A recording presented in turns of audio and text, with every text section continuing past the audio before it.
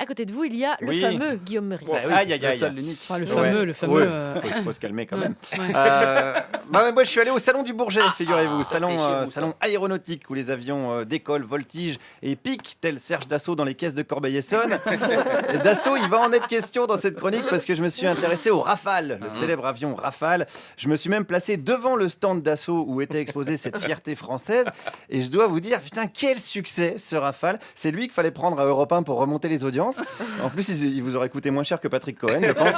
Le Rafale, c'est seulement quelques dizaines de passe un millions d'euros. message. À côté de Patoche, chez Cadeau. Et en plus, c'est un avion dit intelligent. Hein. Ça vous aurait changé de Raphaël Enthoven. Mais bon, non, on n'est pas là. Tellement gratuit. Voilà, pour parler de repas. Revenons à notre Rafale et à ses fans. Et on commence avec une dame. C'est un bel engin quand même, surtout quand il fait les descentes en pic. Mais est-ce qu'un engin de mort peut être un bel engin?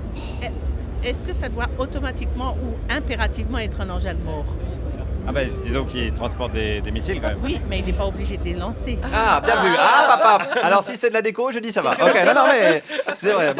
Moi-même, quand je vois un djihadiste avec une Kalachnikov en bandoulière, je me dis, bon, il n'est pas obligé de l'utiliser, le gars. Je me dis même parfois, oh, le joli collier. Voilà. Alors, attention, pas de procès, attention. Continuons avec cette dame. Moi, c'est la machine, c'est la technologie, c'est tout ce qui est autour, mais pas la mort.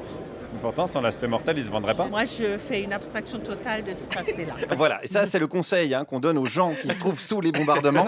Faites abstraction de l'aspect mortel de l'engin, sinon ça va vous causer du stress et c'est pas bon pour votre tension. Voilà, radio de service public, on est là pour donner des conseils. Regardez juste, si vous voulez, la beauté de l'objet. Par exemple, le virus du sida, quand tu regardes bien, il est joli. Clara Dupont-Mono, elle est jolie. C'est pareil. Voilà, c'est pareil. Sachez, oui, c'est des comparaisons un petit peu hasardeuses, mais sachez apprécier les belles choses. D'ailleurs, quand je parle de beauté, on peut même aller plus loin. C'est un avion sexy, très sexy. Moi, je trouve qu'il est vraiment très très joli. C'est l'avion le plus sexy au monde. Avec les arrondis et la pénétration dans l'air. Putain, arrête, tu m'excites. Putain. J'étais à deux doigts de jouir comme un éditorialiste du Figaro dès qu'on en vend 15 à un pays sous-développé. Alors, à l'heure des charges, sans mauvais jeu de mots, on n'a pas tous les jours des occasions d'être excité au Figaro en dehors de la journée de dépistage du cancer de la prostate. C'est quand même assez calme, mais c'est pas le sujet. Oui, on se fait les images. Le sujet, c'est se défendre et c'est important, n'est-ce pas? Les peuples qui ne sont pas capables de se défendre sont souvent soumis. Mais ils sont soumis par ceux qui attaquent, non? Oui et non. Ouais. Ils sont soumis par ceux qui ont une armée. Je sais pas. Bon, disons que c'est assez rare qu'un pays envahisse un autre avec des petites cuillères ou des chamallows. Voilà, on va pas se mentir. Alors, je sais bien que les djihadistes attaquent au marteau, mais je sais pas si un Rafale va être bien utile à ce moment-là. Enfin, c'est plutôt Valérie Damido qu'il faudra envoyer. Elle connaît mieux le matos, elle va leur maroufler la gueule, ça sera plus efficace. Mais en attendant, est-ce que c'est une bonne idée de vendre des technologies de guerre au monde entier? Je crois que ce qu'il y a de plus dangereux, c'est les dictatures. Voilà. Bon, les démocraties qui disposent d'un armement, mon Dieu, je pense que ça me semble plus logique que les dictatures. Par exemple, le Qatar, c'est une dictature. Et pourtant, on leur vend des Rafales. Je ne suis pas au courant de toutes ces ventes. J'en entends un petit peu parler. Mais si, quand même, on l'a su, ça. Oui, c'est très difficile de pouvoir juger. C'est pas évident.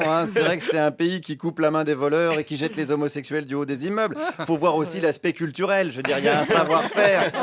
Il y a tout un artisanat derrière tout ça. Voilà, donc c'est pas qu'on ferme les yeux, mais on a tendance, c'est vrai, à regarder l'intérieur de nos paupières. N'est-ce pas, monsieur? Écoutez, si on met beaucoup d'argent et c'est nos impôts à en construire, autant que ce soit une réussite. Est-ce que la guerre, c'est bon pour l'économie alors? Sur certains aspects, oui. Est-ce que ça, c'est pas un problème? Écoutez, j'ai pas envie de voir ça sur cet aspect-là. Ah, c'est vrai, il a raison, mais c'est un défaut que j'ai. Moi, je vois toujours ça sous un mauvais aspect. Ça, c'est vrai. Non, mais c'est vrai. Je me dis toujours, tiens, les budgets militaires explosent partout dans le monde, ça pue du cul. Parce que je vois ça du mauvais aspect. Je me dis toujours, tiens, pourquoi on n'investirait pas dans des avions ou des drones capables de stopper plus facilement des incendies comme celui du Portugal? Eh ben non, mauvais aspect. C'est mon côté chiant. Voilà, c'est mon côté pénible, c'est mon côté Mélanie Bauer. Alors, pour contrebalancer, attention, pour contrebalancer. C'est pas possible. Pour contrebalancer, je voulais quand même finir cette chronique par une note positive directement avec un militaire. On a l'occasion de côtoyer ces avions-là toute l'année, vu qu'on part pas mal en mission, donc c'est un bel avion. Après, chacun y voit son compte. Disons qu'on s'imagine que si on se prenait ça sur le coin du bec, on ferait pas les malins, quoi. Ah bah oui, non mais ça par contre, je pense que ça efface les sourires. Ça efface les sourires, voilà, c'est bien vu. Ça efface les sourires des femmes, des hommes, des enfants, mais pas ceux des actionnaires de chez Dassault. Guillaume Meurice. Ah, Merci pour tout.